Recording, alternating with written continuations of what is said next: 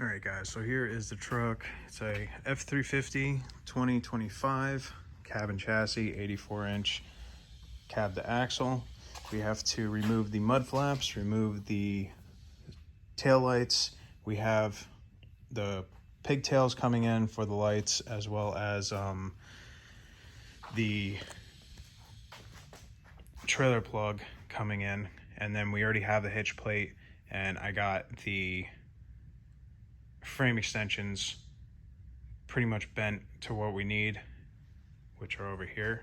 So I ended up getting these bent with the next job that I got going on. So you can see how that's the frame extension, and then this fits over. There's a cutout for the rivets, but I wanted to make it look symmetrical, so I ended up doing the same on both sides, sort of like how they do it here for the frame extension. So we're going to be doing it back here, and that'll get all welded. Now obviously we're going to be dropping the fuel tank, so we'll drop that down, disconnect it and everything, drop it down, and make sure that's out of here before we do any type of welding. And obviously make sure the truck battery is disconnected, because it can cause a lot of issues with these newer trucks. So we're gonna let this dry a little bit longer. Whatever doesn't dry, we'll blow it off with the blowgun, and then we will start taking stuff apart and getting it all prepped up to put on the frame extension, and you'll see how that process goes.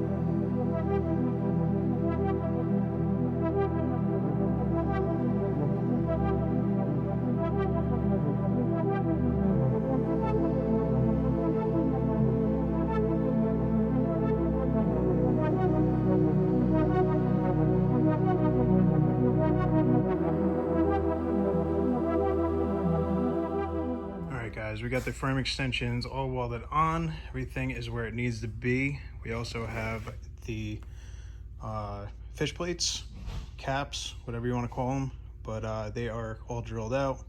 We have 3 bolts in each side, which go to the original frame. Then we'll have 3 that go to the new part of the frame. Once we put on the back hitch, we'll be able to drill out the holes for the hitch where it was OEM on there, and we'll be able to bolt that as well. Just create a lot more rigidity and just make it look more OEM.